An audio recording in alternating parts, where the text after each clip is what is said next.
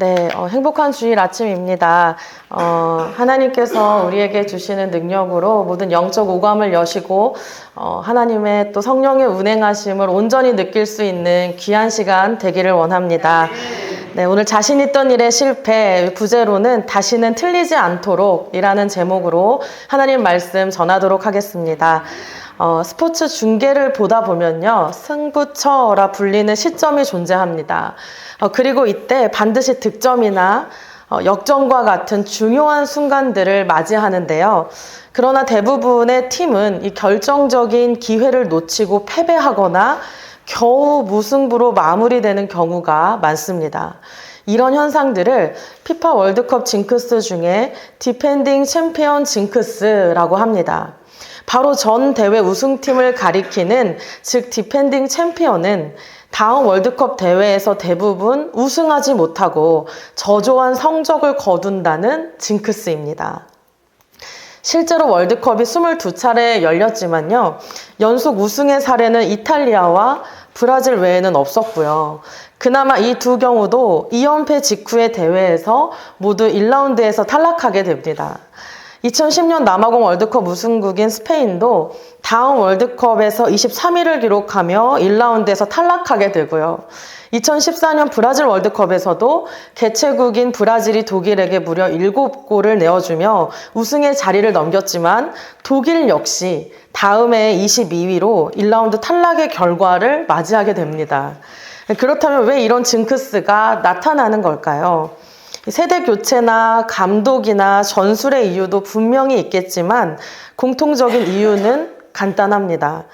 너무 일찍 샴페인을 터뜨린 거예요. 강한 상대국을 준비할 때는 전심전력을 다해서 상대를 파악하고 준비합니다. 그러나 전년도 우승국은요, 객관적인 순위가 우위에 있기 때문에 전의를 다진다고 하지만 알게 모르게 긴장의 끈을 놓치게 되는 것이죠. 이길 수 있다라는 이 좋은 자신감이 완전히 다른 방향으로 잘못 적용이 된 것이 바로 디펜딩 챔피언 징크스입니다.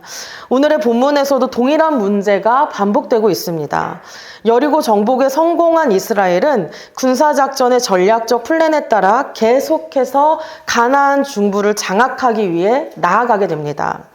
이제 이스라엘 중부 근방에 아이성을 향해 진격하기 시작한 것이죠. 여러분 잘 아시는 것처럼 이스라엘의 아이성 1차 공격의 실패는 한마디로 이스라엘을 공포와 충격 속으로 몰아넣은 사건이었습니다.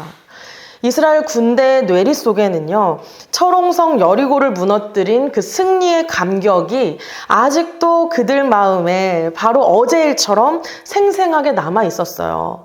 그들의 여호와의 능력이 임했을 때 두꺼운 성벽들이 어떻게 무너졌는지 자신들의 눈으로 그 처음과 끝을 똑똑히 보았던 사람들이었습니다. 이스라엘 군대의 사기는 하늘을 찔렀고 어느 세력도 그들의 앞을 가로막을 수 없을 것 같았어요. 그래서 조그만 성읍인 아이성 거민에게 여지없이 패배하고 말았던 것입니다. 제1차 아이성 전투에서 이스라엘 군대가 입은 손상은 단순히 전력상의 손실이 아니었습니다. 사실 전사자는요, 36명에 불과하였지만 말도 안 되는 철옹성 여리고를 무너뜨린 그 기적의 주역으로서의 이스라엘 군대의 사기는 커다란 타격을 입게 된 것입니다. 이 칼과 창을 무기로 하여 몸과 몸이 부딪혀서 피를 흘리며 싸워야 하는 전쟁에서 군인이 싸울 용기를 잃어버리면 그것으로 끝인 것입니다.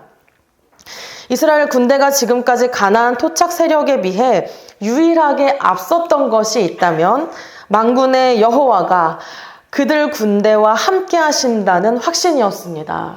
하나님께서 함께 하시는 한 승리를 얻을 것이라는 믿음에서 출발하는 그 담대한 용기, 이것이 유일한 그들의 힘이었습니다. 그런데 지금 이들에게 그 유일한 영적 기세가, 영적 사력이 엄청난 응답이었던 여리고 응답 이후에 처참히 무너진 것입니다. 오늘 이 패배에는 몇 가지 특징들이 있는데요. 오늘의 본문을 통해 우리가 함께 그 문제점들을 같이 발견하여서 같은 실수를 반복하지 않고 영적인 승리가 계속해서 이어지기를 주님의 이름으로 축복합니다. 우리 먼저 여호수아가 아이로 정탐꾼을 보내게 됩니다. 그런데 정탐을 마치고 돌아온 정탐꾼들이 3절과 같이 이렇게 보고를 합니다. 우리 본문 3절 말씀 같이 읽어보면 좋겠습니다. 여호수아 7장 3절의 말씀입니다. 함께 읽겠습니다. 시작. 여호수아에게로 돌아와 그에게 이르되 백성을 돌아오려 가르치지 말고 항상 정탐을 나가서 아이를 치게 하소서. 그들은 소수이니 모든 백성을 그들로 보내어 수고롭게 하지 않도록 하고. 아멘. 확실히 여리고성과 비교할 때 이 아이성은 너무나 작은 성이었어요. 8장 25절을 보시면 이스라엘 백성들이 아이성을 공략해서 그 성에 있는 사람들을 죽인 숫자가 12,000명이라고 기록하고 있습니다. 이스라엘 전체 군대 수가 수십만이었던 것을 감안하면 이 아이성은 이스라엘의 병력과 비교해보아도 너무나 작은 규모였던 것입니다. 그러니까 이스라엘 정탐꾼들은요, 이 아이성은 식은 죽 먹기다. 여리고에 비하면 아이성은 성도 아니다. 이렇게 여겼던 것입니다. 그리고 여리고를 무너뜨렸던 승리는 하나님의 선물이었다는 것을 한순간에 망각하게 만들었어요. 여러분, 여기에 중요한 성경적 원리가 있습니다. 우리가 어떤 일 앞에 계산을 하면 그 순간 은혜는 사라지게 되는 것입니다. 은혜는 설 곳을 잃어버려요. 왜 그렇습니까? 하나님의 은혜는 계산과 양립할 수가 없기 때문에 그래요. 거저 주신 은혜, 한량 없는 은혜, 갚을 길 없는 은혜, 모든 것이 계산할 수 없는 그분의 속성이기 때문입니다. 계산하는 나의 모습과 하나님의 일하심은 결코 공존할 수 없는 것입니다. 그래서 은혜 가운데 있는 사람은요, 하나님께 계산하지 않아요. 그래서 하나님이 그의 삶을 셈하여 주시는 것이죠. 우리 오늘 이 예배의 자리에서 함께 결단하시면 좋겠습니다. 여전히 나를 계산하게 만드는 어떤 것이 있으신가요? 다른 건 다 하나님 앞에 수고스러워도 기쁨으로 하는데 매번 같은 지점에서 그러지 말아야지 다짐하는데도 무엇이 여러분을 자꾸 계산하게 만드시나요? 여러분, 우리에겐 은혜가 필요합니다. 자격 없지만 그 넘치도록 부어주시는 은혜로 우리의 삶은 부요해지는 것입니다. 계산의 자리를 과감히 버리시고 내 삶에 은혜가 설 곳을 마련하시기를 축복합니다. 이 다음 특징은 내가 하나님의 판 위에 서 있음을 잊지 말아야 하는 것입니다. 계산과 하나님은 양립할 수 없고 그 다음 특징은 내가 하나님의 판 위에 서 있음을 잊지 말아야 돼요. 이 주의 깊게 살펴보면 어찌된 영문인지 여호수아가 하나님께 여쭈었다라는 장면이 나오지 않아요. 여호수아는 아이성을 공략할 때 하나님의 말씀대로 하지 않고 정탐꾼의 말대로 아이성을 공격하기로 결정하고 있어요. 여기서 우리 기드온의 이야기를 잠시 가져와 보면요, 메뚜기와 같은 미디안 군사들과 싸울 때 하나님께서는 기드온의 군사를 300명까지 현저하게 줄여놓으셨어요. 하나님이 직접 군사를 최소화시키신 것입니다. 그렇게 하나님이 직접 최소한의 병력으로 세팅해 놓으시고 미디안과의 전투의 판을 허락하셨다는 것은요, 분명히 하나님의 의도가 있었다는 거예요. 어떤 의도입니까? 여러분 잘 생각하셔야 돼요. 전쟁의 승패에 나의 믿음을 반영하시겠다는 거예요. 여러분, 하나님께서 내가 붙들고 나아갈 조건들을 하나씩 버리게 만드십니까? 적어도 내가 이 정도는 손에 붙잡고 전쟁에 나가야 죽지 않을 것 같은데 그것마저 손에서 놓아버리게 하나님 세팅하고 계신가요? 여러분, 이것은 나의 믿음대로 결과를 주시겠다는 하나님의 의도가 있는 것입니다. 우리 더 나아가서 승리를 위한 특징도 함께 살펴보기를 원하는데요. 여기서 아이성을 공략하면서 우리 같이 읽었죠.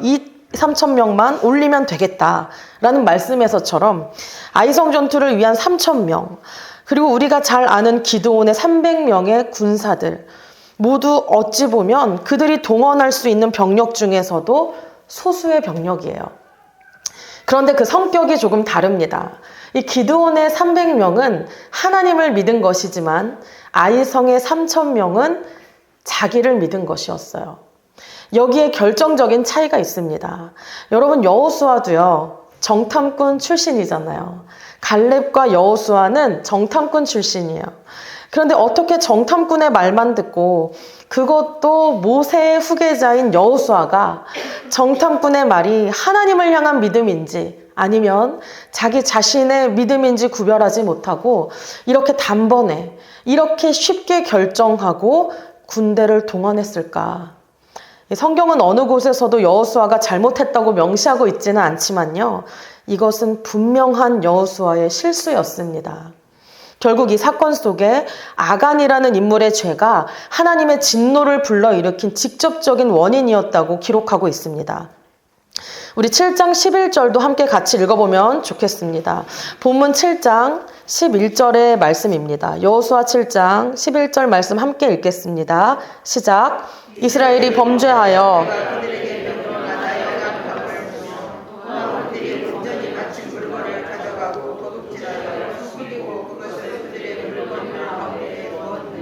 아멘. 여러분, 여기서 바친 물건이라는 뜻의 헤렘은요, 하나님께 바쳐진 것이라는 뜻입니다. 하나님께 바쳐진 것, 헤렘의 뜻이에요. 이것은 온전히 하나님께만 속한 것이에요. 이것을 훔쳤습니다. 여리고성 점령에서 탈취한 전리품이었는데요. 하나님께서는 그 어떤 것도 이스라엘 백성에게 취하지 못하도록 명령하셨어요. 왜 그러셨을까요? 그 이유는 이 수많은 가나안 전쟁 전체의 첫 열매와도 같은 전투가 바로 여리고성 전투였어요. 이스라엘의 첫 열매는 무조건 하나님께 바치게 되어 있었기 때문에 여리고성의 전리품은 이스라엘에게 있어서 첫 열매, 첫 소산이었습니다. 이것은 철저하게 하나님의 것이었어요. 앞으로 있을 가나안 정복의 11조와도 같은 것이죠. 첫 전투인 여리고를 제외한 앞으로 치러질 모든 정복 전쟁의 전리품은 전적으로 이스라엘이 다 가져갈 수 있었어요. 다만 이 처음 것에 대해서는 단호하고 무거운 명령을 내리셨던 것이죠. 하나님께서는 남김없이 하나님께 바치라 라고 명령하셨어요. 바치라 라고 명령하신 것은 죽이라고 명령하신 것이었어요. 불에 타는 것은 불태워 없애고 불에 타지 않는 금은, 동, 철 등은 성전 곳간에 성물로 보관하게 되어 있었습니다. 여러분, 남김없이 태워야 했던 이유는 분명했어요. 여리고를 통해 남겨진 모든 것들을 불태우신 것은 새로운 곳으로 나가기 위해 이전의 관습과 이전에 우리를 사로잡고 있던 모든 것은 사라졌어야 했던 것입니다. 그것이 노예 근성이든 아름다운 것이든 이전 것은 사라졌어야 했어요. 그래야 이들이 새로운 땅의 것을 온전히 누릴 수 있었던 것이죠. 아간이 두 가지를 취하였는데요. 은 200세겔과 50세겔의 금덩이, 그리고 시날산의 아름다운 외투 한 벌이었어요. 과감한 범죄를 감행했는데 돈은 그렇다 치고 시날산의 아름다운 외투를 챙깁니다. 이 사회적 지위와 재정적 능력을 나타내는 듯한 이 세련된 의복이 갖춘 매력, 나를 왠지 모르게 유력한 존재로 보여주게 만드는, 나를 과시하게 만드는 것에 이끌린 것이었어요. 오늘로 비유하자면 하이엔드 브랜드급의 물건들의 현혹이 된 거예요. 이것들을 아간이 장막 가운데 땅속에 깊숙이 감추어 놓았어요. 아무도 안 볼 때 행해진 이 죄를 하나님은 처음부터 끝까지 다 보고 계셨어요. 우리 14절과 15절의 말씀도 함께 읽었으면 좋겠습니다. 우리 본문 14절, 15절의 말씀입니다. 함께 읽겠습니다. 시작.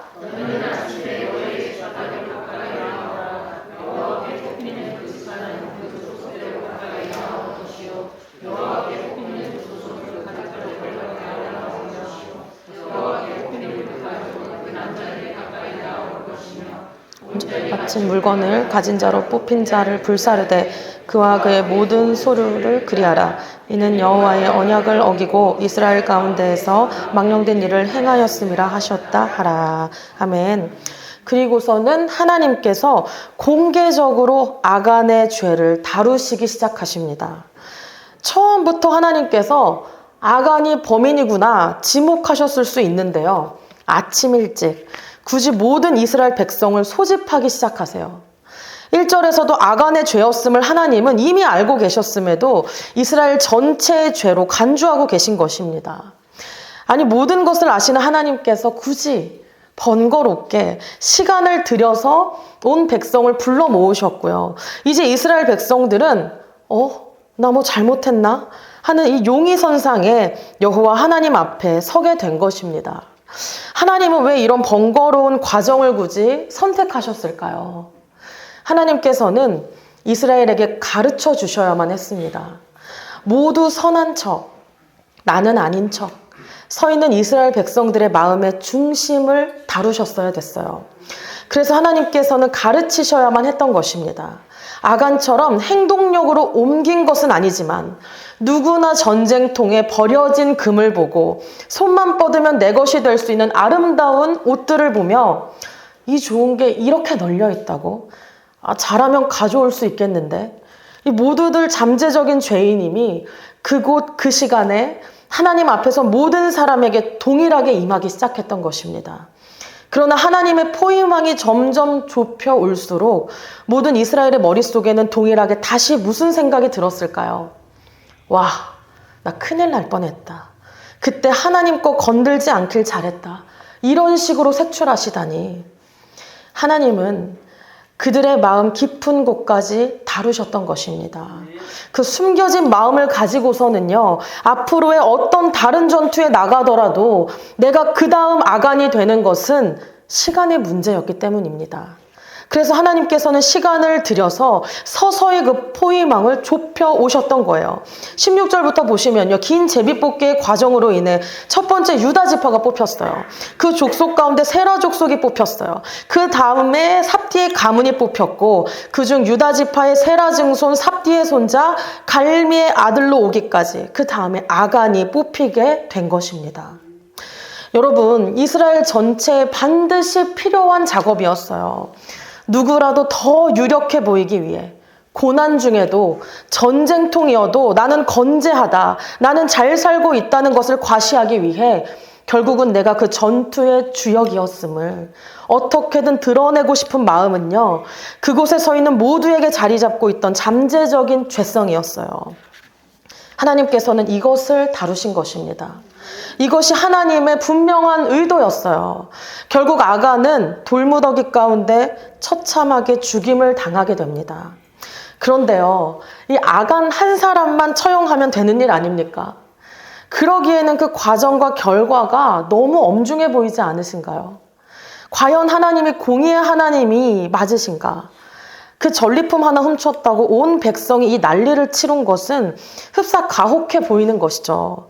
범죄한 개인은 돌무더기 가운데 잔인하게 죽음을 당하고, 민족은 아이성 전투에 패배하고, 각 나라들로부터 수치를 당하는 것은 이 물건 하나 훔쳤다고 하기에는 너무한 것 아닌가 하는 이런 생각이 들게 되는 것이죠.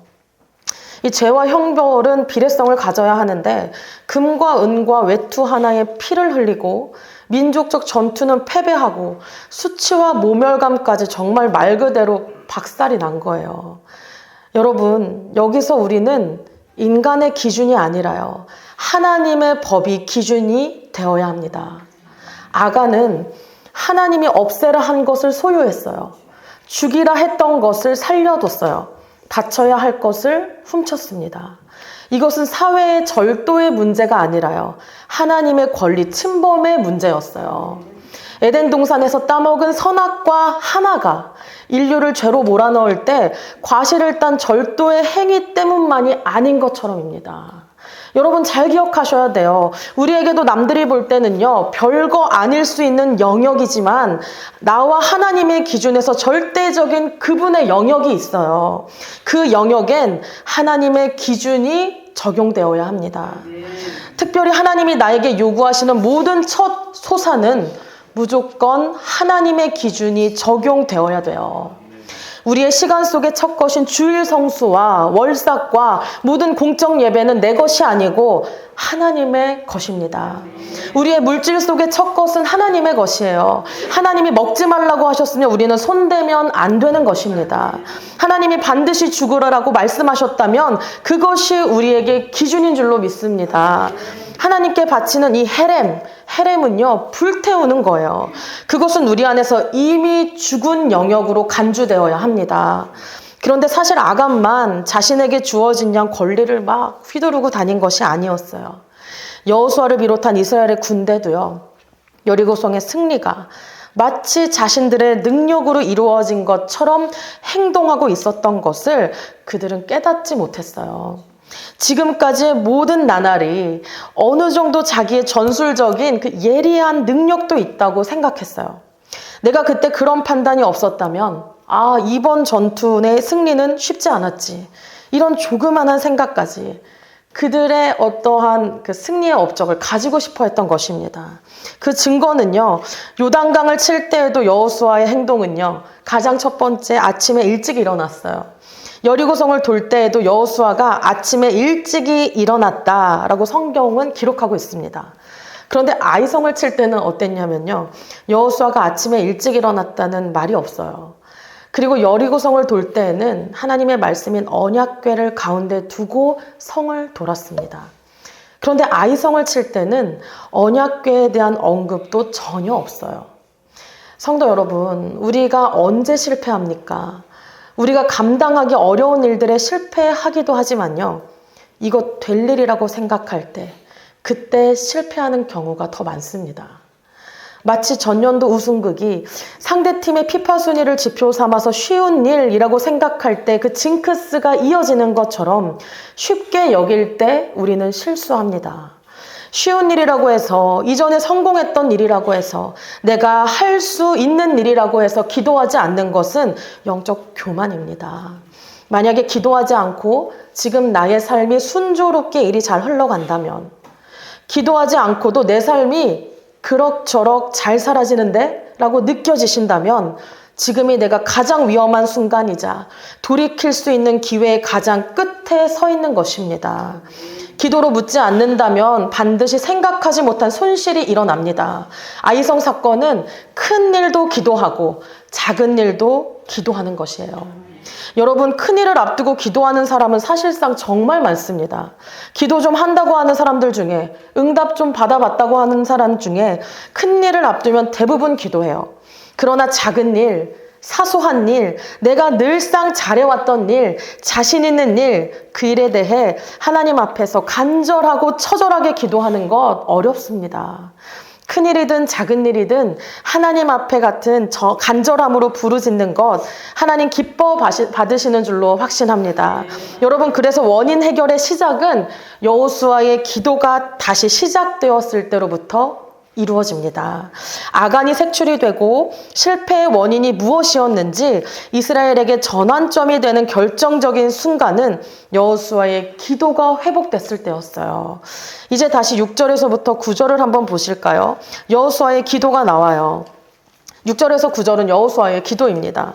여호수아가요, 이 처음 당하는 패배, 생전 당해보지 않은 패배로 마음이 상했어요. 그래서 옷을 찢고 이스라엘 장로들과 함께 여호와의 궤 앞에서 땅에 엎드려 머리에 티끌을 뒤집어 쓰고 기도하기 시작합니다. 우리 6절을 한번 같이 읽어보도록 하겠습니다. 6절 말씀입니다. 시작. 여호수아가 옷을 찢고 이스라엘 장로들과 함께 여호수아의 궤 앞에 땅에 엎드려 머리에 티끌을 뒤집어 쓰고 저물도록 있다가. 아멘. 사실 기도의 순서가 바뀌었으면 가장 베스트였을 것 같아요. 올바른 6절이었다면요, 땅에 엎드려 머리에 티끌을 뒤집어 쓰고 기도하고 나서 그 다음에 아이성을 신나게 치러 갔더라. 사실은 이랬어야 맞는 거예요. 그러나 늦었더라도 영적으로 반응한 것은 참 잘한 일입니다. 늦었더라도 회개한 것은 정말 하나님 앞에 잘한 일이에요. 왜냐하면 여호수아의 이 기도를 통해서 문제가 전환되기 시작했던 것입니다. 그래서 여호수아의 아이성 사건은 패배의 원인만 막 드러내는 것이 요점이 아니라 패배와 함께 회복의 과정이 핵심입니다. 여러분, 문제의 전환은요, 항상, 무조건, 언제나 예외 없이 회개 기도에 있습니다. 그때가 바닥을 치고 올라오는 순간이 되는 것입니다. 이제 7절과 9절에서도 여호수아의 기도가 이어지게 됩니다. 우리 7절을 한번 같이 읽어보겠습니다. 7절의 말씀입니다. 시작.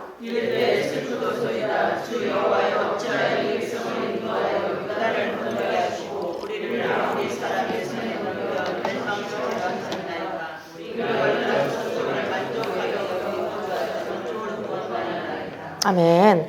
여러분, 이 기도를 어떻게 평가할 수 있을까요? 민수기 14장 2절과 3절에서도요, 이 여호수아의 기도와 비슷한 기도가 이스라엘 백성들의 입을 통해서 나오고 있는데요. 우리 한번 민수기 14장 2절, 3절도 같이 찾아보겠습니다. 민수기 14장 2절과 3절의 말씀입니다.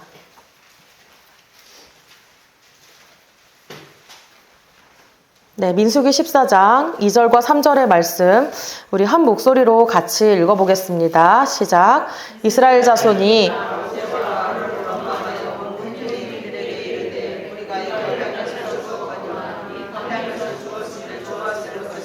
어찌하여 여호와가 칼에 쓰러지게 하려 하는가? 우리 처자가 사로잡히니 애굽으로 돌아가는 것이 낫지 아니하랴. 여러분, 굉장히 비슷하게 느껴지는 기도입니다. 여러분, 민수기 14장의 백성들의 기도는 사실 불신의 기도입니다. 그러나 여호수아 7장의 기도는 결정적으로 한 가지 차이점이 있어요. 다시 본문으로 돌아와서 9절의 하반절을 보시면 이렇게 고백하고 있습니다. 주의 크신 이름을 위하여 어떻게 하시려 하나이까 하니. 여러분, 이것이 차이입니다. 여호수아에게 있어서 모든 일에 가장 중요한 것은 주의 이름이었어요.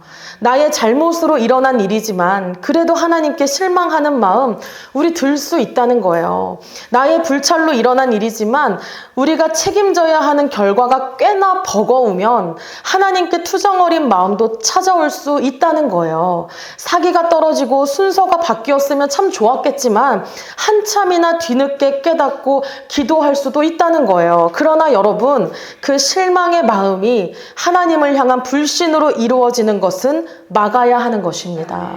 이것이 민수기서의 기도와 여호수아 기도의 차이였어요. 예수 그리스도께서 주기도문을 가르치실 때 가장 처음에 나오는 가르침은 이름이 거룩히 여김을 받으시오며, 바로 이 하나님의 이름이, 하나님의 영광이 여러분과 저의 기도의 첫 번째 초점이 되어야 하는 줄로 믿습니다. 하나님의 이름이 높임받는 것이 우리의 삶의 목적이 되어야 하는 것입니다. 적용해 볼까요? 내가 비록 실패했어도 하나님의 이름을 사랑해 보는 거예요.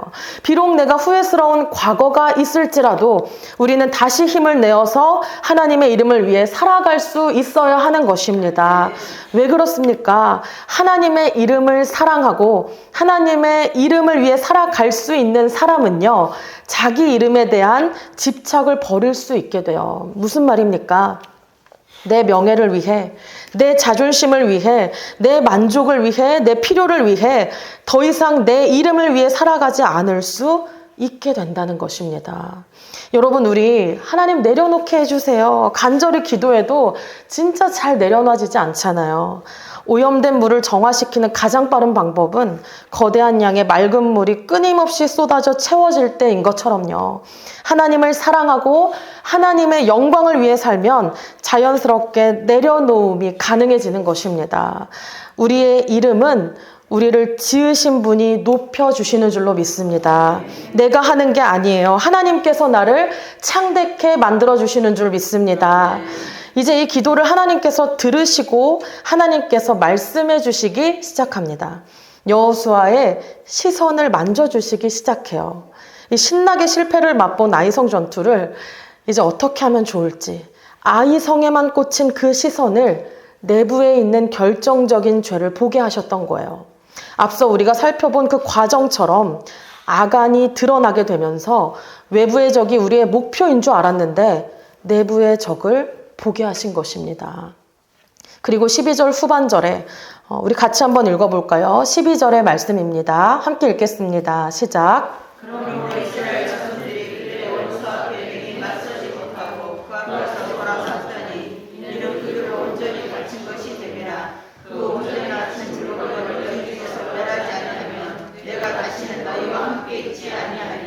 아멘. 여러분, 죄의 문제를 해결하지 않으면 내가 함께 있지 아니하겠다 라는 이 무서운 선언으로 답을 주셨던 거예요. 여러분, 우리에게 가장 두려운 일은 어떤 징계를 받는 것, 삶이 풀리지 않는 것, 어떤 사건이 계속 터지는 것이 아니라요, 내가 너와 함께 있지 아니하겠다는 하나님의 선언이 들릴 때입니다. 이것이 우리가 평생에 들어서도 안 되고 가장 두려워해야 하는 일인 것입니다. 내가 세상 끝날까지 너희와 항상 함께 할 것이라는 하나님의 이 약속이 우리를 붙들고 갈 수 있어야 하는 것입니다. 이것이 가장 큰 축복입니다. 이제 말씀을 함께 마무리하기를 원합니다. 사랑하는 성도 여러분, 모든 것은 하나님을 바라보고 하나님의 기준에서 보시는 거예요. 그래서 사실은 삶의 문제를 통해서 하나님을 보는 게 아니라요, 정확하게는 하나님을 통해서 문제를 바라봐야 하는 것입니다. 그러면 하나님의 마음이 보여요. 쉬워 보이는 모든 일에 아침에 일찍 일어났어요. 할 수 있을 것 같고 될 것 같은 일에 아침에 일찍 일어나 기도하는 진지한 영적 태도가 우리에게 지금 가장 필요한 것입니다. 그리고 하나님의 임재를 느끼세요. 그리고 그 하나님을 온전히 느끼며 결단해 보시는 거예요. 아간의 죽음이 언제든지 나였을 수 있겠다. 마음과 생각까지 부끄러운 모든 것을 회개할 때 비로소 회복은 시작되는 것입니다. 여러분, 나의 삶의 방향이 전환되어야 될 타이밍이신가요? 회개밖에는 없습니다. 가장 중요한 것은요, 나 이렇게 신앙생활 열심히 하는데 이렇게 안 풀리는 건 좀 과하지 않나? 아니에요. 세상 사람들도 교회 열심히 다닌다면서도 이렇게 안 풀리는 거는 좀 아니지 않니? 라고 묻는 게 당연한 것입니다. 하나님의 기준으로 해석되어야 하는 하나님과 나만의 삶의 첫 소산의 영역이 있음을, 이것을 훈련시키는 것임을 기억하셔야 합니다. 결국 모든 가나안 전쟁 중에 헤렘, 첫 소산을 제외하고는 정말 마음껏 정말 자유롭게 누리고 마시고 행할 수 있도록 하나님께서 모든 것을 열어두셨어요. 모든 것을 백성들에게 다 허락하셨어요. 오직 헤렘 한 가지만 하나님께 미련 없이 바치라고 명령하신 것입니다.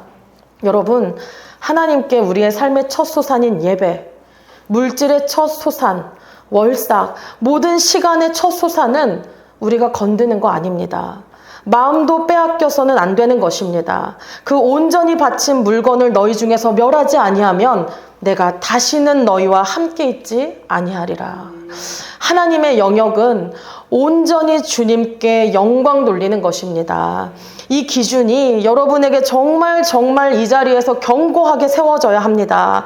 그래서 이제는 나머지 영역, 모든 영역에서 여러분 차고 넘치게 누리시며 베풀며 다른 이들이 마음껏 도우며 하나님께 쓰임 받으실 수 있는 귀한 삶이 되시기를 주님의 이름으로 축복합니다.